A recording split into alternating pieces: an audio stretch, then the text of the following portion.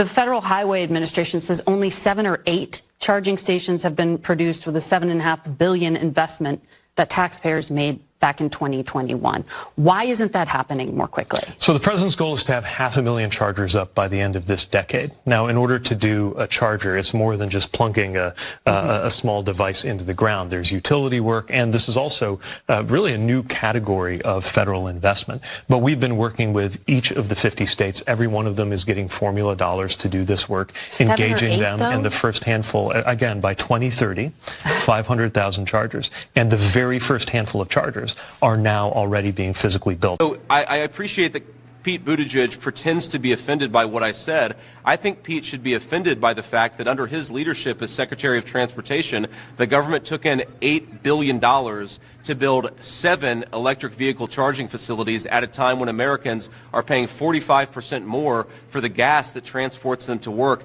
That's what we should be focused on, and that's what we should be talking about. And it illustrates, Jake, my entire criticism of the Democratic approach here is they're focused on fake issues instead of the real record. And the real record is that Kamala Harris has made this country poorer. Donald Trump made the middle class richer, and he caused a lot of peace and prosperity to break out in this country and all over the world. It's a very simple contrast, and I wish the Democrats would focus on the issues.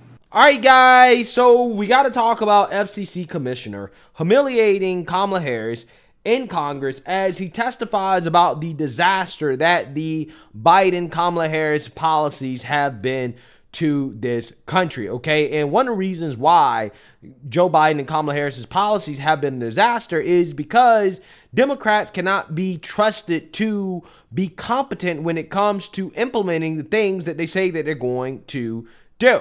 Okay, what they like to do is to spend a whole bunch of money and brag about spending a whole bunch of money without having anything to show for it. And that has been a defining feature of Biden's economy, of his legislation, specifically his infrastructure project, in which we have a whole bunch of bold ideas and projects that the government's going to do because it all sounds great. Like, for example, building charging stations for electric vehicles on federal highways. This was a big project that the Biden-Harris administration spent $7 to $8 billion on, and they've only built like 6 or 7, a handful, okay, when they were supposed to build at least 500,000, okay? 500,000 was supposed to be built. We've spent $7-8 billion of taxpayer money, and what do we have to show for it? Well, only a handful of them have been built thus far, okay? Complete and total disaster, right? Humiliation for the Biden administration. Now, this is something that is very, very, very prevalent when it comes to the government projects of the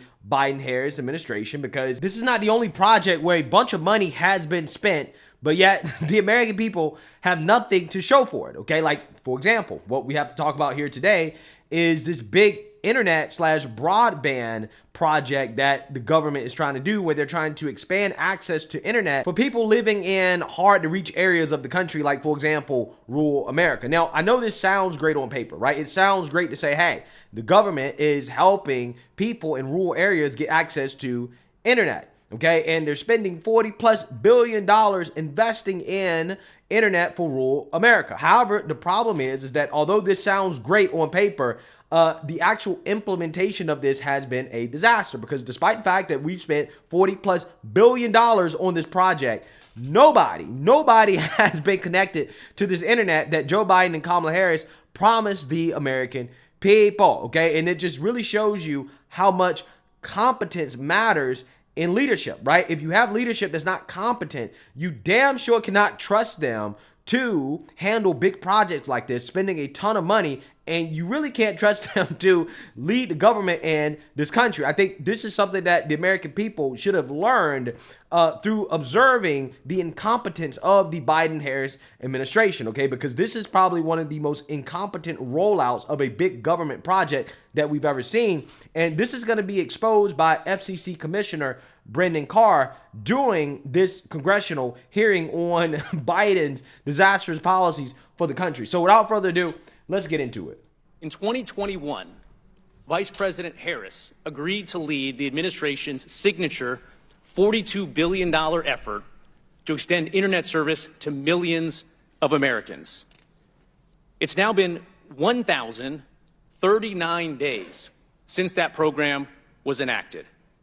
After all of that time, not one person has been connected to the internet. Not one home, not one business. Not even one shovel worth of dirt has been turned. And it's been about 3 years. About 3 years and $40 billion. Okay, a project led by Kamala Harris. We have nothing to show for it. Nothing to show for it. It's embarrassing. It really is. And it gets worse. No infrastructure builds will even start until sometime next year at the earliest, and in many cases, not until 2026. This makes Vice President Harris's $42 billion initiative the slowest moving federal broadband deployment program in recent history. And one of the reasons why is because of the green new scam requirements, right? Every project that the Biden-Harris administration wants to do, they want a whole bunch of red tape, and they want a whole bunch of requirements for complying with the green new scam, right? The climate agenda from the left, right? This is part of the reason why this internet rollout has been so slow, is because states are having issues implementing this and applying for the money and getting approval because of all of these requirements, right? There's a ton of red tape that is required, again, including green new scam initiatives, in order to get started on this project. So these states have to make sure that they're complying with all of this red tape from the federal government in order to get the funds, and then to, you know, work with the companies to make sure that they're complying with the federal regulations and the things they want to do. All of that has resulted in an extremely inefficient process, a process that probably would have been more efficient had the government, I don't know, invested in, you know, entrepreneurs like Elon Musk, Starlink, right? If the goal was to expand internet access to rural America, hard to reach places, I think that Starlink probably would have been a very efficient way to get that done, okay? And it probably would have been a whole lot cheaper, and you would have had something to show for it, right? You could have said, hey, we spent X amount of dollars, okay, to get people access to Starlink, which again would have helped out, right? It would have helped solve the problem they're looking to solve. But again, that would have made too much sense, right? And also, they hate Elon Musk. So because they hate Elon Musk and the government likes to do things that don't make sense, this is the result that we have. All that is to say, again, that if the goal was to expand internet access to people in hard to reach places, they probably would have been better off just working directly with Starlink in order to do it. With Vice President Harris at the helm, Politico recently reported on the, quote, frustration in finger pointing that defined the program's, quote, messy, delayed rollout. One state broadband official described, quote, a chaotic implementation environment, dysfunction, delays. She added that the administration, quote, has provided either no guidance, guidance given too late, or guidance changing midstream.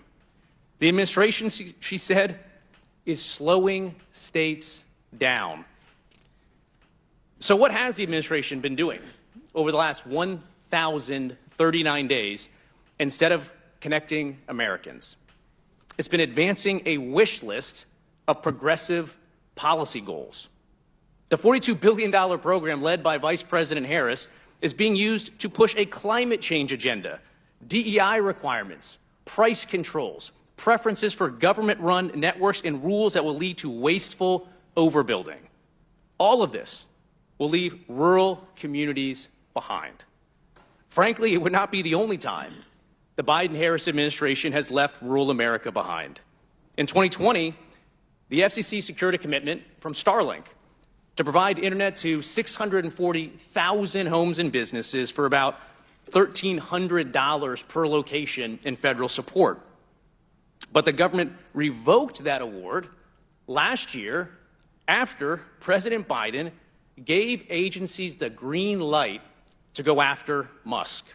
The administration is now spending dollars on the penny to connect locations through its own initiatives. Senator Cruz released a report identifying entire projects where the administration is now spending over $100,000 per location for internet. So here's the bottom line. Absent major reforms, Vice President Harris's $42 billion program is wired to fail. It's time to correct course. Get rid of all the extraneous political goals and focus on quickly connecting Americans. In closing, I want to thank you again for the opportunity to testify. I look forward to your questions. Wow. Wow. They could have went with a much more efficient plan. Starlink would have been much more efficient. It would have accomplished the goal quickly and cheaply, and in a way that is extremely innovative as well, too. I mean, that is basically the future. Biden administration said, no, we're not going to do that, right? In fact, we'd rather do it in the most inefficient way possible because we hate Elon Musk, we hate innovation, and we don't know what the hell we're doing, right?